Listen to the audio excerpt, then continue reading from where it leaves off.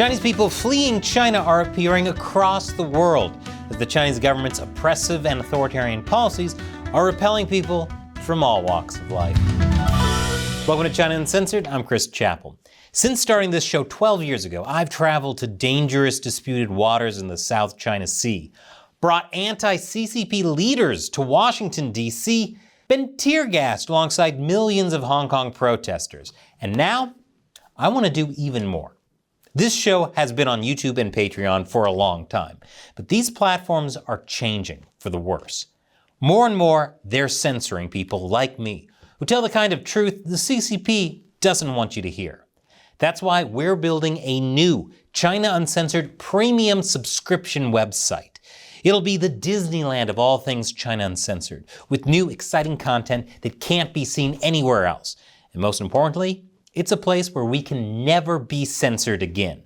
It'll include exclusive new full-length episodes, plus access to an archive of all our old episodes going back more than a decade. And with this website, you'll not only get China Uncensored, but you'll also get the China Unscripted podcast, America Uncovered, and Gamers Unbeaten, all in one place with no ads. And since it'll be our own website, it won't be subject to censorship the way YouTube and Patreon are.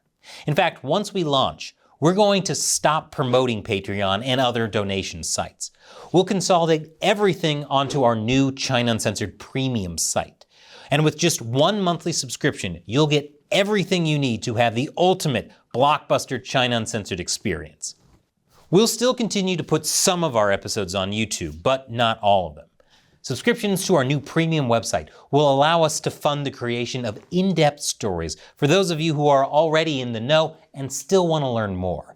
I'm talking bigger episodes with long-term research, expert analysis, and on-the-ground reporting. And we'll do special live streams just for our paying subscribers, where you'll get to talk to me, Matt, and Shelley directly. And we'll create a members-only community of fans, so you can chat with each other as well. And if enough people join, we'll even build you a custom app for your iPhone and Android. But to create this website, we need your support.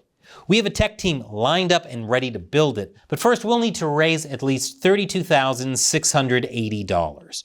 We've set up a special Give, Send, Go page for this. I know this may not be for everybody, but if you're one of our true core fans and you want to join us in building the ultimate China Uncensored experience, I'm asking you to contribute. You can give any amount, and if that amount is $15 or more, we'll consider you an official counter-revolutionary and send you a discount code covering your first month's subscription for free.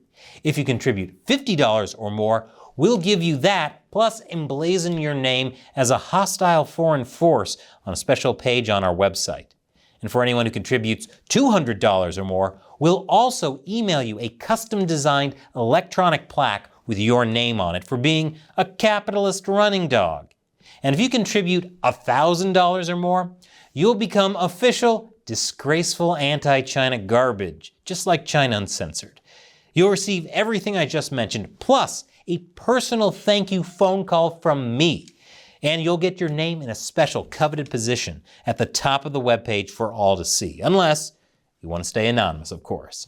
So click the Give, Send, Go link below and help us build the new censorship-free China Uncensored Disneyland. And now, on with today's episode.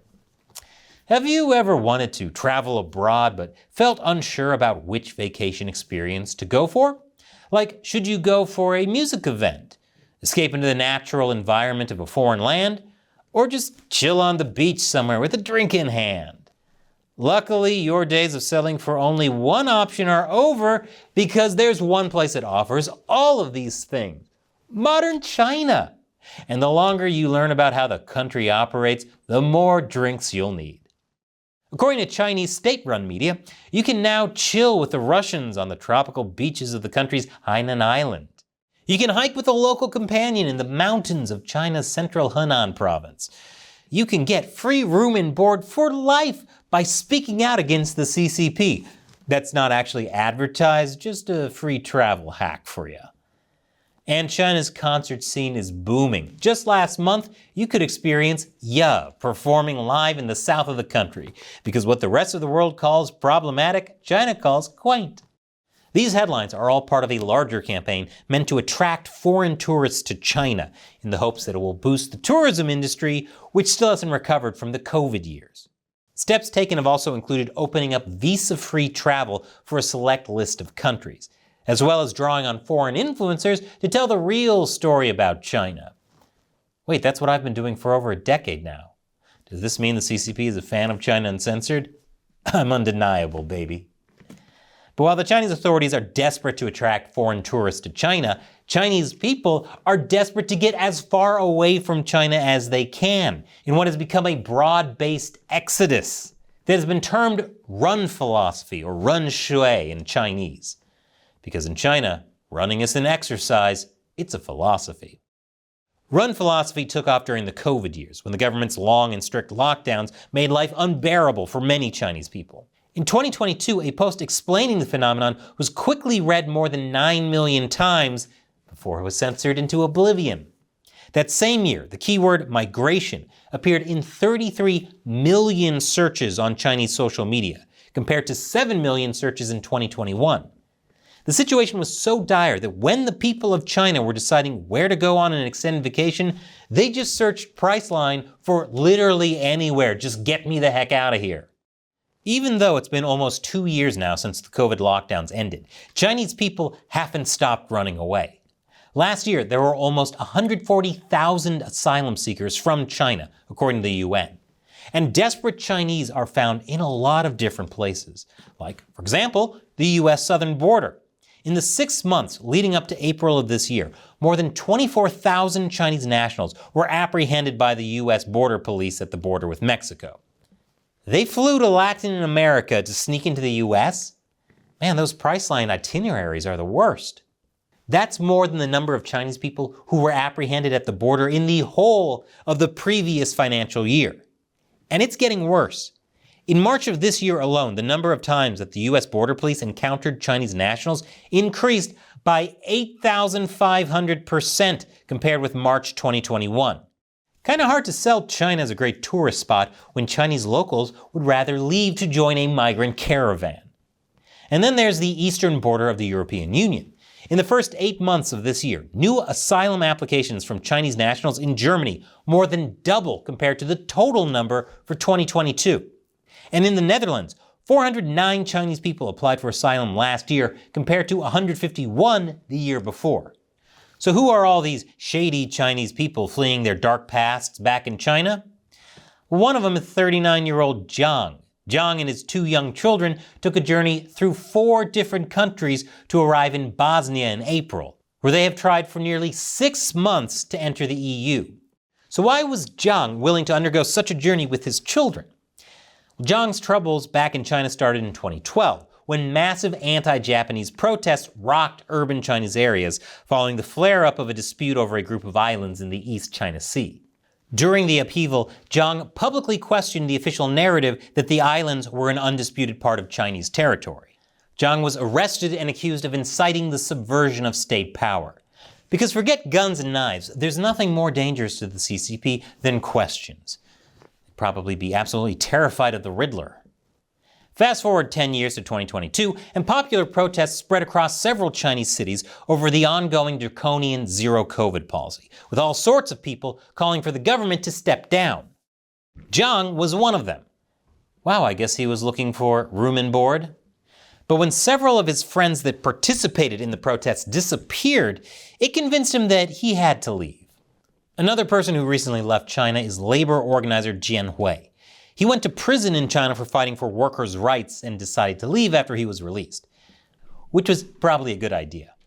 He was among the thousands of Chinese migrants that flew to South America and from there crossed the infamous Darien Gap, a 60 to 70 mile stretch of mountainous jungle that marks the border between Colombia and Panama. In the harsh jungle environment, disease, injury, and infections are common. Gangs and criminals also operate in the jungle, and they're often ready to threaten and rob migrants. But compared to living under the CCP, this was just an exotic getaway.